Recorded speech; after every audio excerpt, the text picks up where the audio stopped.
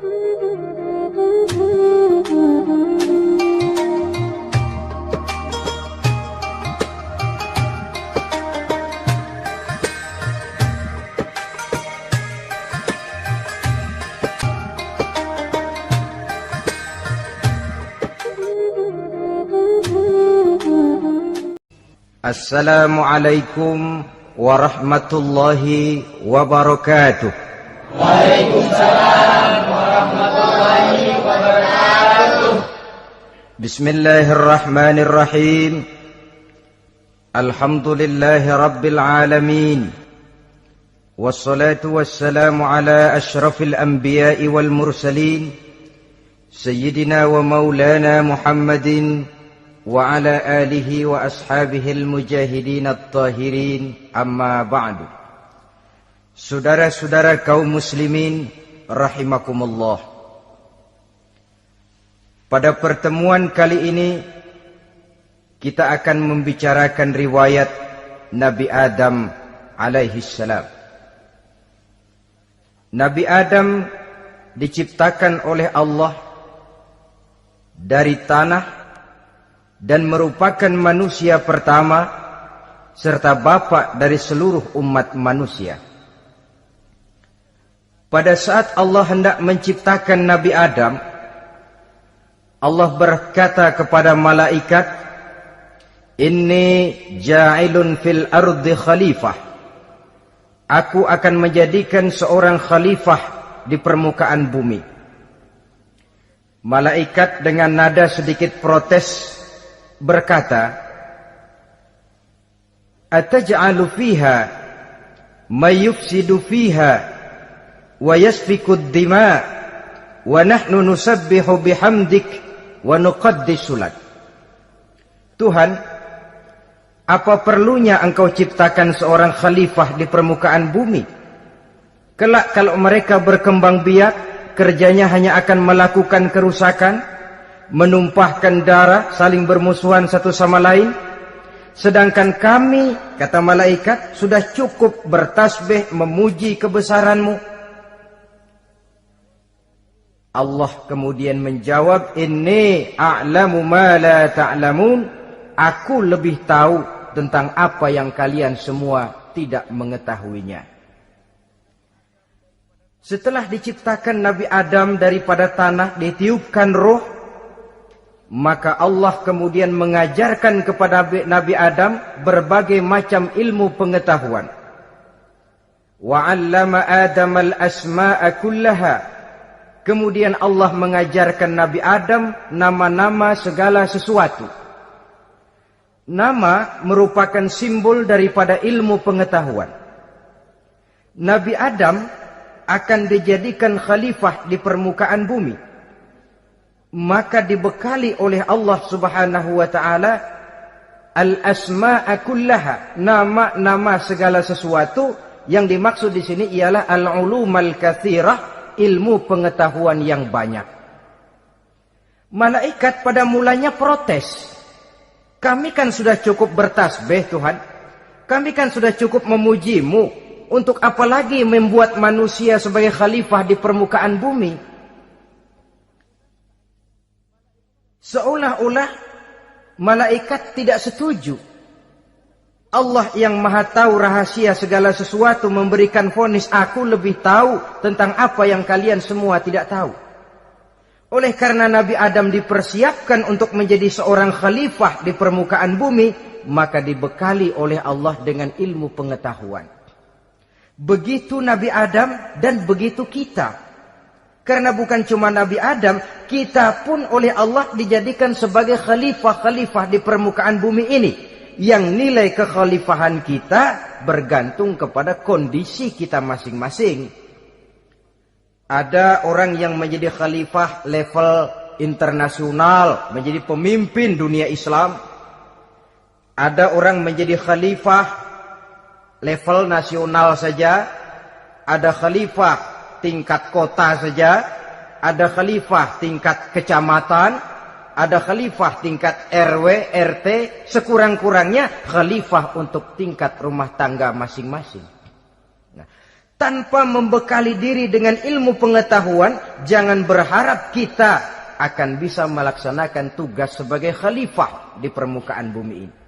Apapun saja, Nabi mengajarkan, man aradad dunya fa'alaihi bil ilmi, wa man aradal akhirata fa'alaihi bil ilmi, wa man aradahuma fa'alaihi bil ilmi. Siapa yang menginginkan dunia harus dengan ilmu, yang menginginkan akhirat juga harus dengan ilmu, yang menginginkan dunia akhirat juga harus dengan ilmunya. Tanpa dasar ilmu, maka manusia tidak akan bisa menjalankan tugas kekhalifahan. Setelah diajarkan Adam nama segala sesuatu, dikonfrontir, dihadapkan dengan malaikat. Hei malaikat, kalau tadi kamu bilang buat apa perlunya menciptakan khalifah? Nih bentuknya. Adam. Sekarang hei malaikat, coba kamu sebutkan nama segala sesuatu ini yang ada di sini ini. Malaikat berkata, subhanaka la ilma lana illa ma 'allamtana. Ya Allah, kami tidak punya ilmu, kami tidak tahu semua itu kecuali apa yang telah Engkau ajarkan kepada kami. Kalau kamu tidak sanggup, Adam, sebutkan nama-nama semua itu. Adam menyebutkannya dengan lancar. Ketika itulah Allah memerintahkan malaikat untuk sujud kepada Nabi Adam alaihi salam. Sujud di sini bukan sujudul ibadah, sebab sujud ibadah kepada yang selain Allah haram. Tapi sujud di sini sujudut tawadhu' i'tirafan bifadili Adam. Sujud merendahkan diri sebagai pengakuan terhadap keutamaan dan kelebihan Nabi Adam. Maka orang yang banyak ilmunya lebih utama dari orang yang hanya banyak ibadahnya.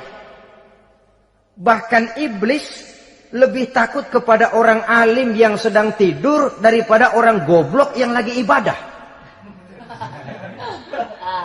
Model ini diceritakan dalam Ihya-nya Imamul Ghazali. Iblis masuk ke masjid mau menggoda orang lagi sholat. Sudah masuk di pojok masjid, dia lihat orang lagi tidur. Ngacir iblis keluar, cepat benar. Pucat mukanya. Ketemu di jalan sama temannya. Kenapa lari, Mas?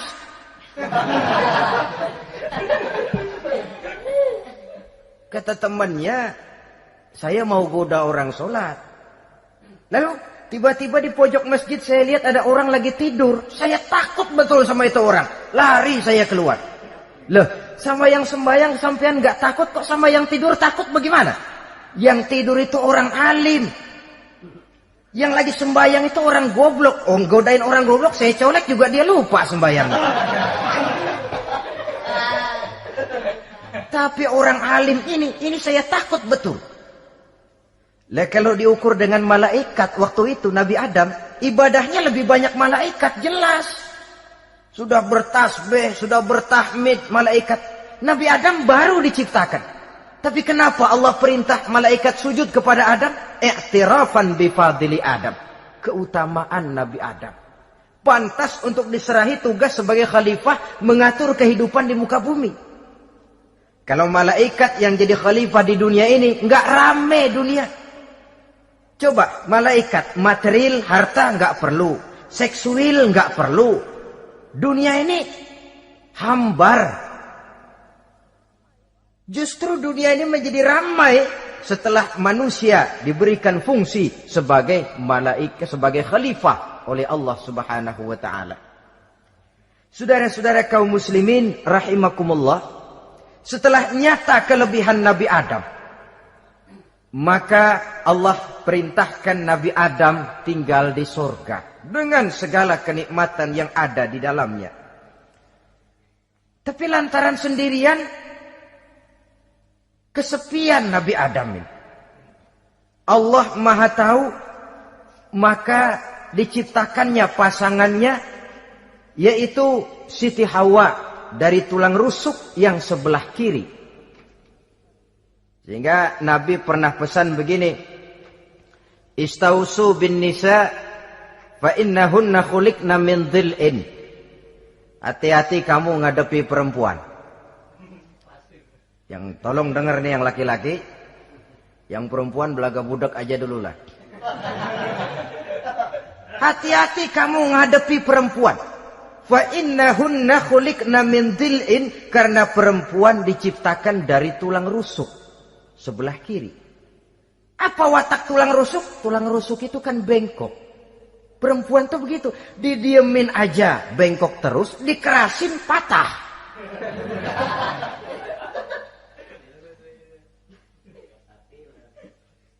Saudara-saudara, di sini kita ambil satu hikmah bahwa ternyata yang bikin hidup terasa enak karena di sekitar kita banyak orang lain. Bodoh manusia kalau dia merasa bisa hidup sendirian. Tinggal di tengah kampung tapi gayanya gaya orang tidak mau kenal dan tidak mau tahu sama tetangga. Jangankan di dunia, di sorga saja Nabi Adam karena sendiri, kesepian. Apa saudara mau tinggal di Jakarta? Apa saja di Jakarta, sudahlah milik saudara. Hotel Indonesia dikasih saudara, Hotel Borobudur punya saudara, Monas buntel bawa pulang. Semanggi ambil, tapi di Jakarta saudara tinggal sendirian. Kira-kira enak nggak?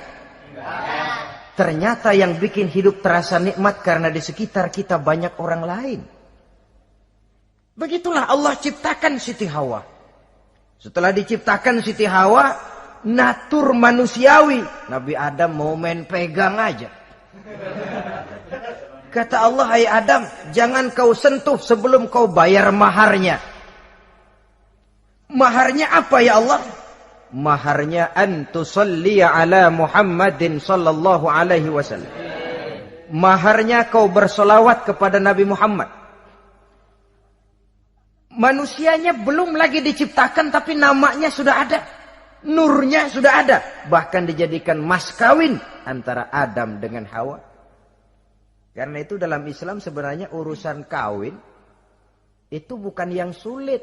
Maka jangan dipersulit. Tapi juga jangan digampang-gampangin.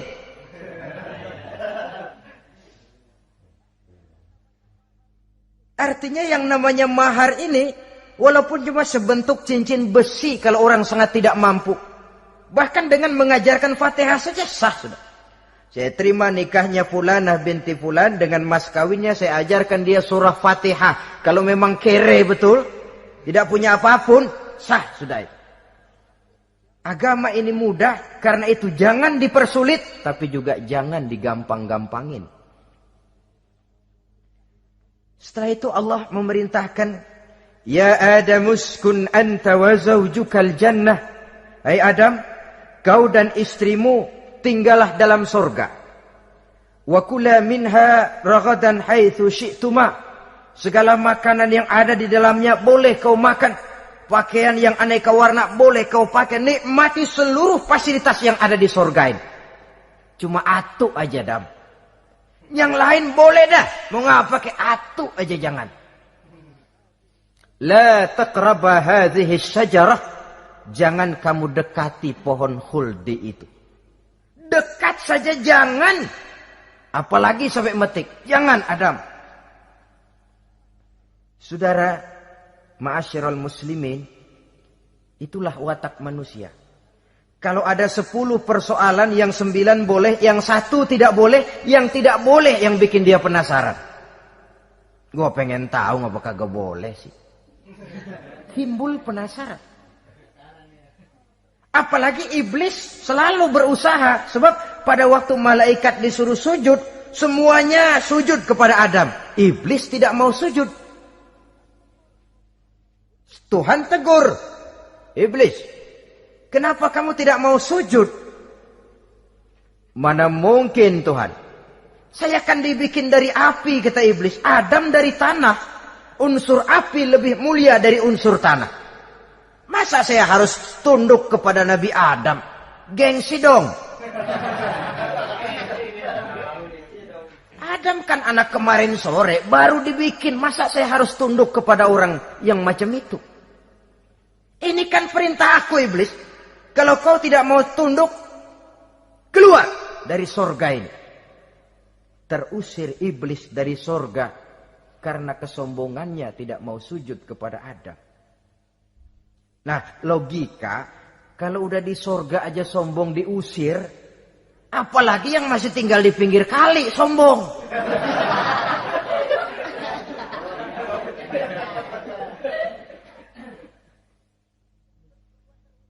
Tapi sejak peristiwa terusirnya itu, iblis bikin proklamasi.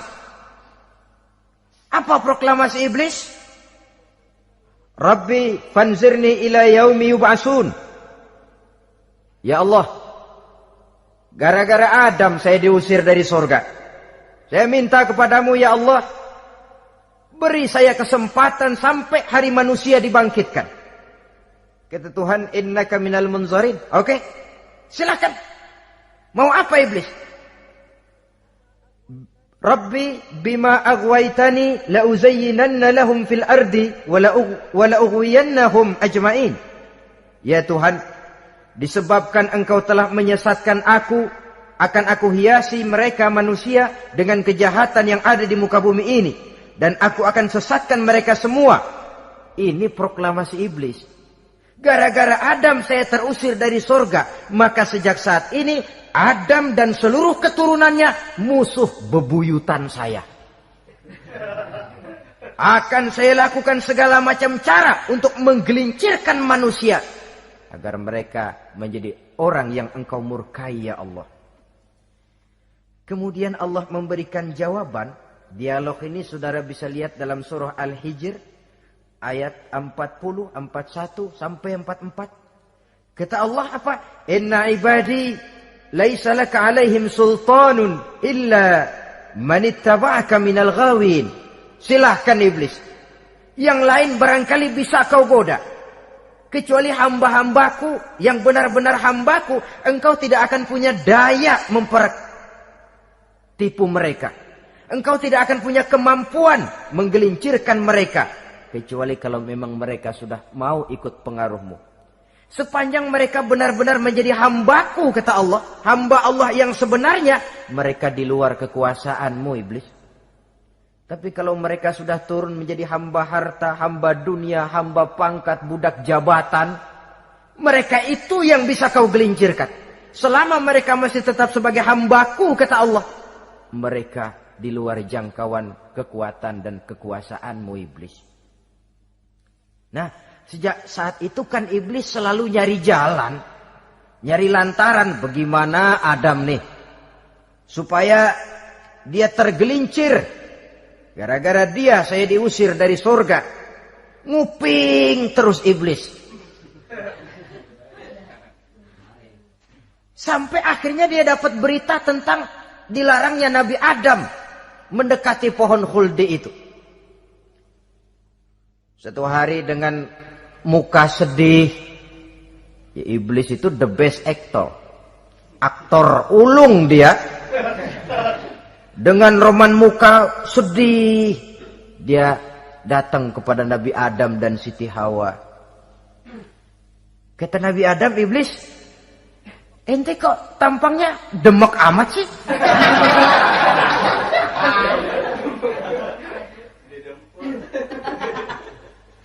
Kenapa begitu sedih? Adam, saya sebenarnya tidak ada yang bikin saya sedih. Cuma saya dapat berita bahwa engkau tidak akan selamanya di dalam surga ini. Wah Adam, kalau engkau bisa tetap tinggal di surga bersama istrimu, alangkah bahagianya saya, kata iblis. Tapi saya dapat kabar ente nggak bakalan lama-lama di surga. Buktinya ente dilarang makan buah khuldi. Khuldun artinya kekal. Kalau kau makan buah itu, kau akan kekal di surga Adam. Tuhan gak pengen, makanya dilarang. Wa qasamahuma inni lakuma laminan nasihin. Untuk memperkuat omongannya, sumpah si iblis. Bener Dam, saya sih ngomong cuma buat kepentingan ente. Saya sayang sama ente. Yang tahu cuma saya dah. Bicaranya seolah-olah untuk kepentingan Nabi Adam. Sebenarnya tujuannya tidak lebih menjerumuskan Nabi Adam. Begitu iblis zaman dulu, zaman Adam. Dan begitu iblis zaman sekarang. Seolah-olah bicaranya untuk kepentingan umat Islam, tapi sebenarnya tujuannya ngelecehin, memperdayakan umat Islam. Dia bilang kepada Adam, saya sih cuma ngasih saran Adam, kalau ente pengen selamanya di surga, petik aja tuh buah. Pokoknya beres dah. Itu si Tuhan ngelarang bohongin doang lo. Supaya kau dan istrimu tidak lama-lama di surga, maka dilarangnya kau memakan buah khuldi itu. Udah, embat aja. Saudara-saudara, tipu daya iblis ini bisa kita baca dalam surah Al-A'raf ayat 20 sampai ayat 22. Nabi Adam tergoda, ditambah oleh bujuk rayu Siti Hawa. Nabi Adam yang setengah hati itu akhirnya terpancing betul. Sebab itu perempuan, walaupun peranannya tidak begitu kelihatan, tapi memang sangat menentukan. Tidak ada seorang suami bisa sukses jadi apapun dia tanpa peran serta istrinya. Karena itu sebagai muslim, kita punya teman hidup dan kita punya lawan hidup. Siapa teman hidup kita? Dalam arti sempit, teman hidup kita istri. Kalau dia istri tentu suami yang taat kepada Allah dan Rasulnya. Dalam arti luas, teman hidup kita ialah setiap muslim. Setiap orang yang pandangan hidupnya sama dengan kita. Itu teman hidup. Lalu lawan hidup kita siapa? Lawan hidup kita secara mutlak iblis dalam segala bentuknya. Iblis yang berbentuk halus, ini ngusirnya rada lebih gampang. Konon ya, iblis setan itu kalau dengar orang azan kan lari. Takut dia, dibacakan bismillah, minggir. Yang sulit diusir ini iblis yang berbentuk manusia. Diazanin nyengir.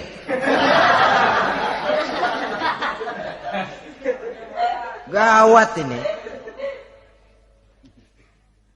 Saudara-saudara, ini musuh dalam artian mutlak. Sedangkan musuh dalam artian ideologis, setiap orang yang pandangan hidupnya tidak sama dengan kita. Bahasa langsungnya, setiap orang di luar Islam secara ideologis, ya. Adapun secara manusiawi, kita tetap toleransi, saling menghormati, setuju dalam perbedaan pendapat, kembali kepada prinsip lakum dinukum. Kewajiban saling menghormati sesama manusia, tapi secara ideologis tidak ada kompromi. Begitulah Nabi Adam tergoda. Dan begitulah iblis selalu menggoda keturunan-keturunan Nabi Adam sampai kepada kita sekarang ini. Tiap kali kita hendak melakukan berbagai kebaikan, iblis ini mulai bisik kasa, kusuk, kesek. Saudara tadi dari rumah mau berangkat niat dengerin ceramah macam ini. Apa dikira iblis enggak? Wah, gatal iblis. Kata iblis, alah jangan bertingkah lah dengerin ceramah. Ceramah mah urusan 70 ke atas. Ente masih muda. Berjuang kita. Jihad, bismillah. Tidak, saya mau dengar ceramah. Berangkat kita ke tempat ini. Sampai di sini apa dikira iblis diam? Enggak. Dia bisikin lagi. Iya. Lu hadir ke sono dah. Cuma nyampe sono lu ngomong aja ngomong dah. Ustadz mah jangan didengerin. Ngomong aja udah. Perang lagi jihad. Saya nggak mau ngomong. Mau dengerin betul-betul. Kata iblis, iya lo dengerin dah, jangan ngomong, cuman pules.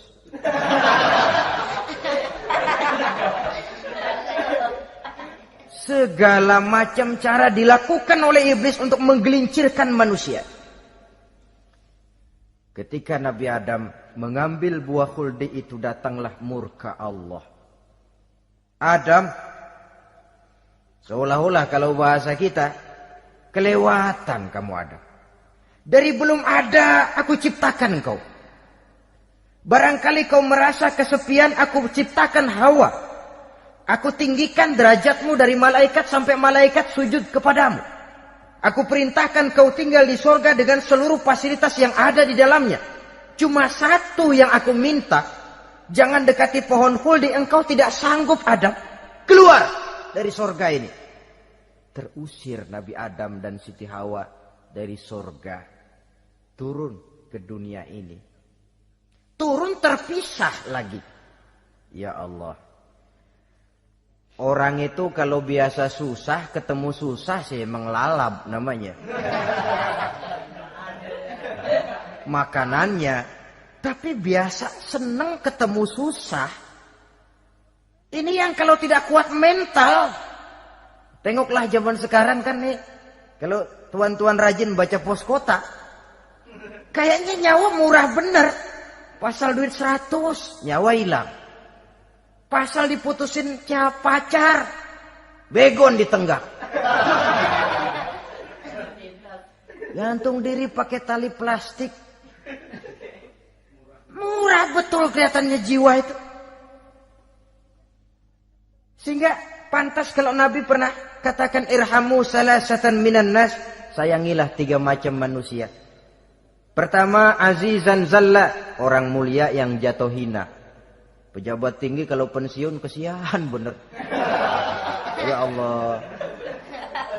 Udah nggak ada yang ngasih hormat, tanda tangan nggak laku.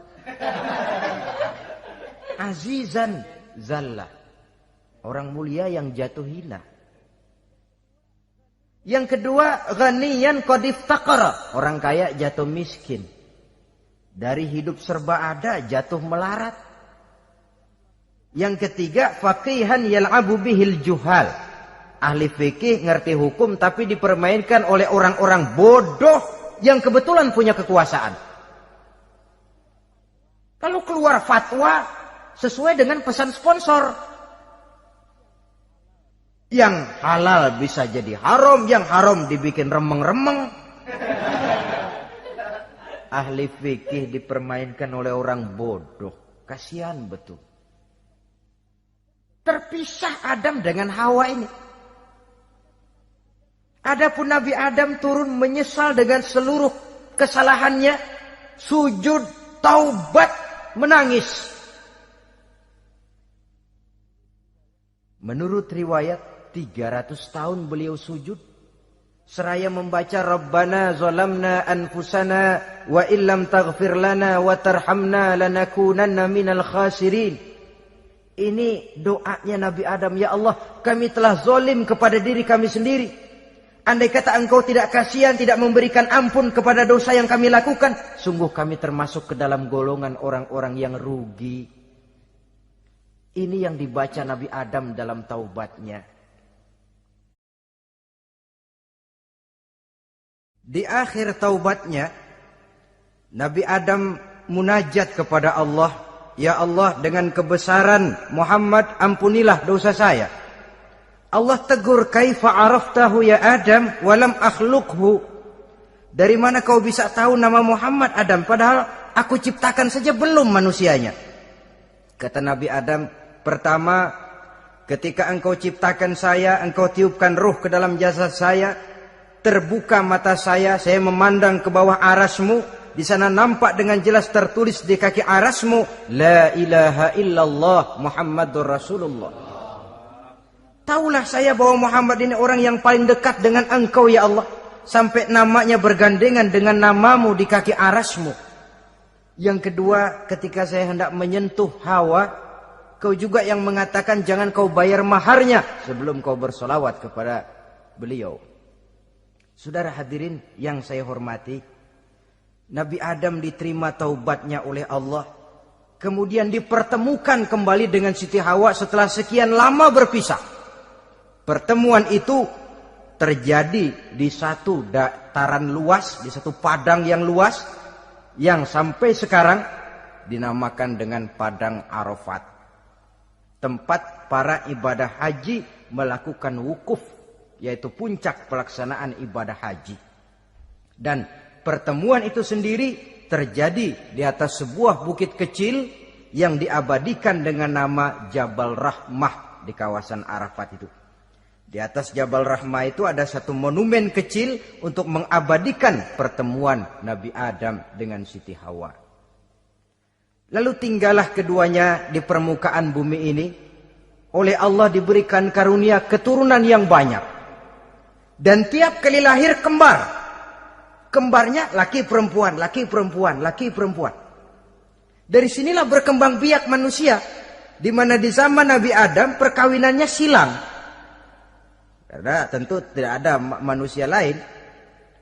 Perkawinan silang itu artinya, kalau si A dan B, A ini laki, B perempuan, kemudian lahir kembar kedua antara C dengan D, maka begitulah yang A dikawinkan dengan D, yang C dikawinkan dengan B. Perkawinan silang. Tidak boleh perkawinan yang kembar sama waktu dilahirkan. Nah, di antara putra-putra Nabi Adam yang kemudian juga membuat sejarah, yaitu Habil dan Qabil. Habil, saudara kembarnya namanya Labuda, perempuan. Qabil, saudara perempuannya Iklimah. Menurut hukum perkawinan waktu itu harus silang. Habil harus kawin dengan Iklimah, dan Qabil harus kawin dengan Labuda. Tapi Qabil protes. Dia kepengen kawin dengan saudara kembarnya sendiri. Dalam arti yang sama-sama dilahirkan dengan dia, yaitu Iklimah. Kenapa? Karena kebetulan rupa Iklimah ini lebih cantik daripada Labuda. Protes kepada ayahandanya Nabi Adam. Abah, saya tidak terima, saya harus kawin dengan Iklimah. Tidak Qabil, kamu harus kawin dengan Labuda. Enggak mau. Kenapa dengan Labuda? Kurang kece.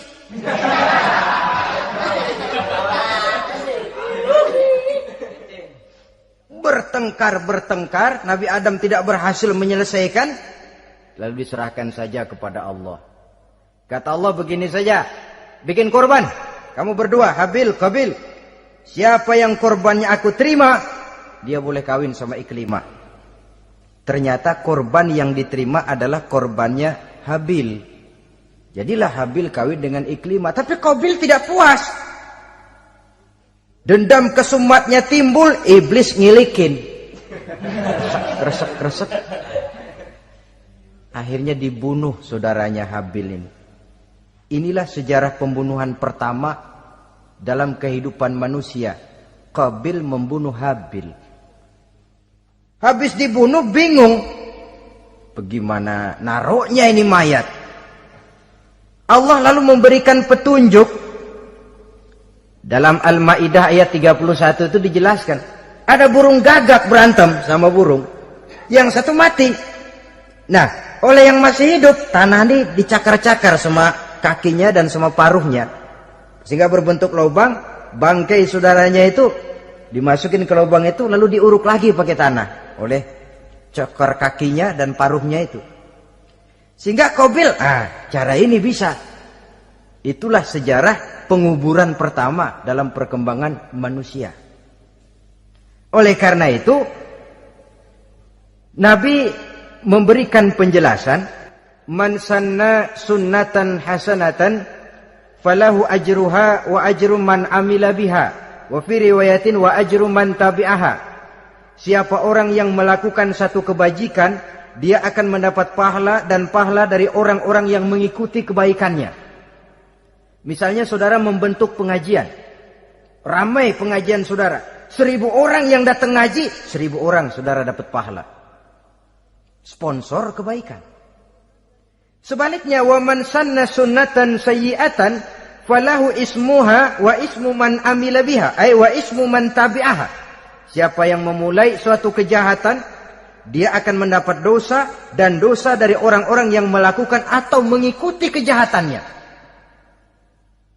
Umpamanya saudara mengadakan pesta. Lalu dalam pesta itu terjadi segala macam maksiat, maka seluruh maksiat yang terjadi malam itu di tempat itu, saudara ikut dapat dosanya. Kenapa? Sponsor. Tiap kali ada pembunuhan, Qabil dapat andil dosa. Kenapa? Sponsor. Tapi kalau dua orang muslim, ini masalahnya Habil nggak ngelawan kan, dibunuh.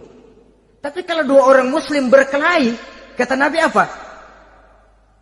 Apabila dua orang muslim saling berbunuh-bunuhan,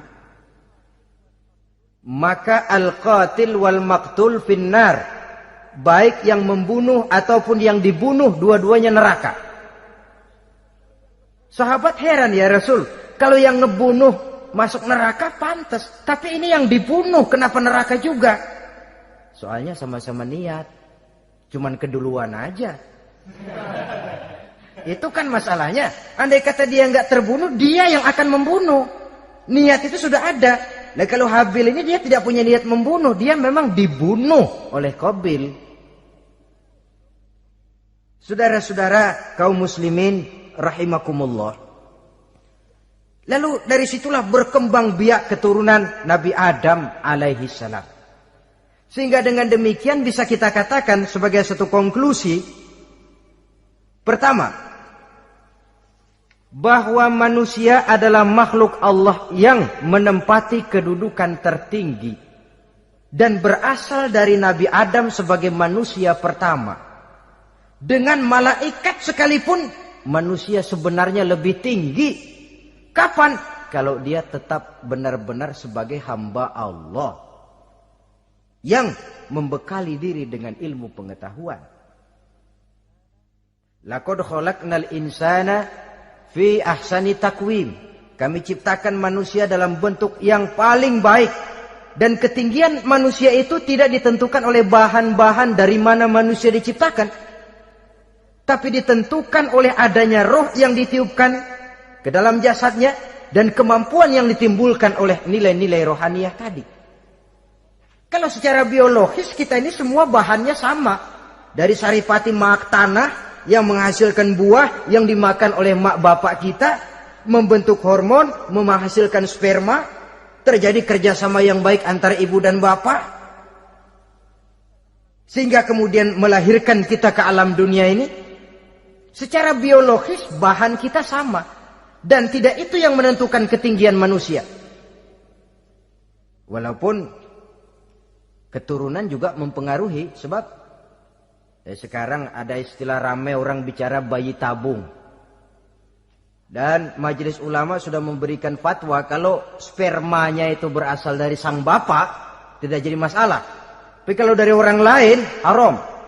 Yang lebih celaka lagi di negara maju, tidak lewat proses alam rahim. Jadi dalam satu tabung yang diberikan suhu yang mirip dalam kandungan, di situ dipertemukan antara sperma, air mani laki-laki, dengan ovum, air mani perempuan. Diberikan suhu yang mirip dalam kandungan, dan itu diharapkan bisa menghasilkan manusia lewat tabung kaca itu. Saya tidak sanggup bayangkan kalau sekarang orang tanya usul asal-usul kita, kan kita masih enak jawab. Kamu anak siapa? Oh, bapak saya Fulan, ibu saya Fulana. Oh, kenal saya. Tapi manusia yang akan datang kalau proyek ini berhasil, bapakmu siapa? Enggak tahu, saya dulu keluar dari tabung, Pak. Rendah betul martabat manusia. Sama saja dengan ada perempuan pernah protes, Pak, Islam itu enggak adil katanya. Kenapa? Masa dalam Islam laki-laki boleh kawin lebih dari satu, tapi perempuan nggak boleh kawin lebih dari satu? Supaya sama-sama adil, boleh dong perempuan punya laki lebih dari satu. Saya bilang, justru disitulah Islam itu hendak menjaga martabat manusia. Kalau seorang suami punya istri empat-empatnya lalu hamil, bapaknya jelas. Tapi kalau perempuan satu punya suami 4 lalu hamil, bapaknya yang mana ya?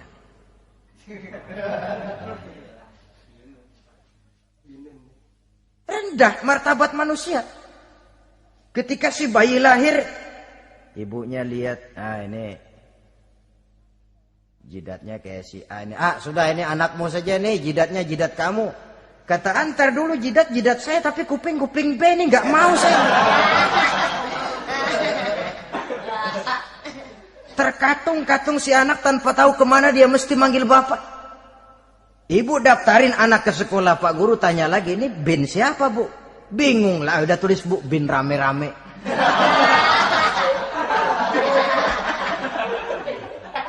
Kan rusak martabat manusia kalau sudah begitu. Justru Islam ini menjaga ketinggian martabat manusia. Jadi manusia itu fi ahsani takwim.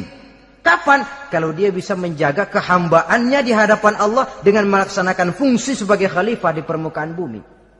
Tapi bila dia sudah tidak lagi menjadi hamba Allah, tidak lagi berfungsi sebagai khalifah, dia sudah masuk summa radadnahu asfala safilin. Kami kembalikan ke tempat yang paling rendah, lebih rendah dari binatang sekalipun. Kalau dia tetap menjaga posisinya lebih tinggi dari malaikat. Malaikat saja sujud kepada Nabi Adam.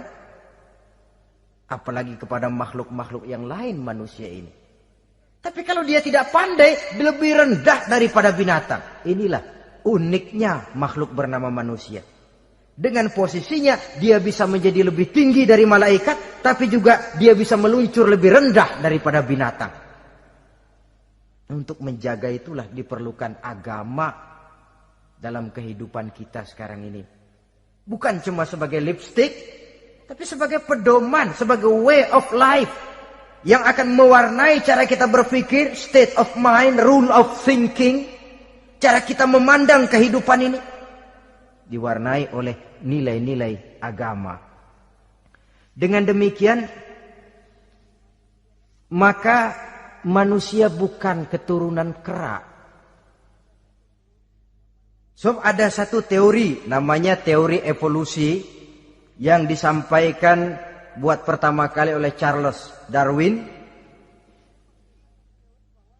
Dia mengemukakan teori bahwa perkembangan kehidupan sesungguhnya di dunia ini menunjukkan mata rantai yang utama melalui apa yang dia namakan seleksi alamiah. Mula-mula dari ikan, melalui seleksi ke amfibi, dari amfibi ke reptil, dari reptil ke mamalia, dari mamalia ke mamalia kecil, dari mamalia kecil ke primat, dari primat ke monyet, dari monyet menjadi Homo erectus. Ini teori Darwin. Tapi dia tidak jelas-jelas mengatakan bahwa manusia keturunan monyet. Hanya seketurunan. Seketurunan kan tidak berarti keturunan. Begini saja. Toyota Kijang sama Toyota Corolla itu seketurunan. Tapi Corolla dengan Kijang kan lain. Cuma seketurunan. Dalam arti sumbernya sama. Makhluk yang tidak tahan seleksi alam oleh udara yang sangat dingin, perkembangan cuaca yang sangat panas, gempa bumi dan sebagainya, seleksi alam dia namakan, hilang, musnah dari peredaran. Seperti ada binatang raksasa itu dinosaurus, sekarang kan cuma tinggal dongeng saja, tinggal nama atau kerangka. Itu oleh seleksi alam dia nggak lulus, hilang. Yang bertahan, yang lulus seleksi alam. Manusia walaupun kecil yang lulus seleksi alam ini. Biar dihantam gempa bumi, angin topan, tetap aja ngejedok. Nah, teori Darwin ini, teori evolusi ini didukung dan dibuktikan oleh peninggalan fosil atau binatang dan tumbuhan yang hidup dan mati selama perkembangannya. Dari bentuk organik pertama hingga pendahulu terdekat daripada manusia. Tapi ada satu kelemahan dari pokok daripada teori evolusi ini. Pertama, garis perkembangan dari Homo erectus, yakni manusia jalan tegak, semacam gorila gitu, sampai kepada manusia mutaakhir masih belum menentu. Artinya, okelah, kalau manusia seketurunan dengan kera, batas antara manusia yang wujud sekarang dengan manusia purba itu apa? Yang menjadi penghubung. Monyet tidak mungkin. Ini dianggap mata rantai yang hilang, missing link namanya dalam istilah ilmiahnya. Dan ini masih dicari sampai sekarang. Kalau pendahulu terdekat manusia mutaakhir ini manusia purba, katakan Homo erectus, manusia jalan tegak. Lalu generasi sudah itu sebelum berbentuk manusia apa? Ternyata sampai sekarang masih ada missing link, mata rantai yang hilang. Lalu yang kedua, teori evolusi berhenti kepada manusia mutaakhir. Kalau memang kita manusia sekarang ini hasil evolusi, tentu kita akan terus berevolusi lagi. Dan akan jadi apa kita nanti? Ternyata sudah ribuan tahun manusia tetap manusia begini-begini aja. Tidak berevolusi kita ini. Apa lalu matanya jadi cuma satu di tengah? Hasil evolusi? Kan tidak. Tidak berevolusi. Jadi kembali kepada Quran, manusia pertama adalah Nabi Adam. Dan manusia-manusia berikutnya keturunan daripada Nabi Adam. Dan bukan hasil evolusi daripada monyet. Juga tidak akan berevolusi kemana-mana. Kalau demikian benarkah teori evolusi? Untuk mengatakan mutlak benar, bukan wewenang kita. Untuk mengatakan salah total, juga kebenaran ilmu adalah relatif sebagai relatifnya daya pikir manusia. Di samping dia harus membuktikan kebenarannya, maka kebenaran ilmiah adalah kebenaran yang relatif dan temporer. Contoh kecil saja. Dulu orang berteori bahwa bagian yang terkecil dari suatu benda namanya molekul, kan begitu? Molekul ini nggak bisa dibagi-bagi. Bagian yang paling kecil dari suatu benda namanya molekul. Ilmu terus berkembang. Ternyata molekul sebenarnya terdiri daripada atom. Atom itulah bagian terkecil dari satu benda yang nggak bisa dibagi-bagi lagi. Nah, berubah sudah teori pertama. Tidak jadi molekul sekarang, atom. Belakangan rupanya atom masih tersusun dari partikel-partikel. Partikel inilah bagian yang terkecil dari satu benda. Berubah lagi sudah. Dan tidak mustahil akan ada penemuan bahwa partikel pun masih bisa dibagi-bagi lagi. Begitu juga dengan teori evolusi ini. Sehingga beberapa ahli semacam Dr. Charles Oxnard, Dr. Jane Paul Hallett dari Chicago dan California, mereka sudah membantah teori evolusi ini. Namun masalah paling pokok dari kita ialah kita diciptakan oleh Allah berasal dari Nabi Adam alaihi salam. Nabi Adam diciptakan dari tanah. Dan kita bukan hasil dari evolusi, juga tidak akan berevolusi. Nah, lalu kepada makhluk bernama manusia diberikan fungsi sebagai khalifah di permukaan bumi ini. Ini yang dulunya malaikat protes. Sebagai khalifah, tugas kita apa? Khalifah Allah di muka bumi. Menerjemahkan sifat Allah sesuai dengan batas-batas kemanusiaan kita. Allah Maha Pengasih, berusahalah kita pengasih kepada makhluk sesuai dengan batasan manusiawi kita. Allah Maha Menolong, ringan tanganlah kita menolong orang yang memerlukan sesuai dengan batas kemampuan kita. Fungsi khalifah. Untuk bisa berfungsi sebagai khalifah secara baik, kita harus mempunyai modal yang dinamakan ilmu pengetahuan. Dan Islam sangat menggalakkan itu. Jauh dulu 14 abad yang lalu, dari desa kecil yang bernama Mekah yang peta belum muat, orang di dunia belum kenal, sudah keluar seruan utlubil ilma walau bisin, tuntutlah ilmu walaupun di negeri Cina. Ngomong Cina di Mekah, padahal Mekah waktu itu belum masuk peta, belum dikenal orang. Sudah ada revolusi ilmu dan budaya. Belajar walaupun harus nyebrang ke negeri Cina. Lalu ada lagi misalnya allimu auladakumus sibahata warrimayah, kata Nabi. Ajarkan anakmu renang dan lempar lembing, lempar cakram, olahraga. Satu tanda Islam agama masa depan. 14 abad yang lalu di Saudi Arabia, Nabi mengajarkan ajari anakmu berenang. Kalau Islam agama untuk orang Arab saja, mau berenang di pasir. Tapi wawasan pandangannya luas. Bahwa Arab sebagian besar memang Islam, betul. Tapi Islam bukannya Arab, itu juga jelas. Sepanjang kita masih menjadi khalifah Allah, maka sepanjang itu kita fi ahsani taqwim. Nah, sebagai khalifah Allah kita bertugas membudidayakan alam ini. Kita kadang-kadang terlalu. Ada ayat, wa ma min dabatin fil ardi illa 'alallahi rizquha. Semua yang melata di muka bumi dijamin rezekinya oleh Allah. Ayat itu betul. Hak karena datang dari Allah. Bahwa rezeki disediakan di muka bumi memang. Tapi rezeki itu tidak turun begitu saja laksana jatuhnya embun di waktu pagi. Kita harus berusaha. Dan usaha manusia mencari rezeki lain dengan ayam. Kalau ayam dari tahun atu. Nyari rezekinya tuh modalnya cuma ceker patok. Coba. Dari tahun 1 ayam asal punya ceker, punya patok, sudah dapat rezeki dia. Nggak perlu masuk TK, SD, SMP. Tapi manusia cari rezeki, apalagi zaman sekarang. Persaingan hidup tajam, lapangan kerja sulit, tensi ekonomi tinggi. Masuk sekolah urusan, tamat sekolah urusan.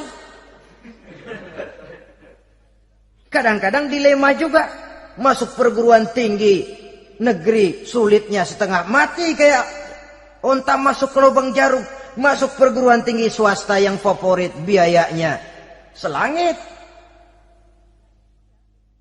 Artinya tanpa membekali diri dengan ilmu, keahlian, skill, kemampuan, fungsi sebagai khalifah sulit untuk bisa kita laksanakan. Saudara-saudara kaum muslimin yang berbahagia. Kalau fungsi khalifah ini mampu kita laksanakan, iblis putus asa sudah. Sebagai khalifah di satu pihak kita menyembah hanya kepada Allah, di lain pihak kita membudidayakan alam ini. Ada apa sih di perut bumi? Minyak, gas, timah, emas. Ada apa sih di lautan? Pelajari lewat oceanografi, membudidayakan alam. Air sungai supaya arusnya nggak mengalir mubazir, ada manfaatnya, bisa menimbulkan energi yang menghasilkan tenaga listrik.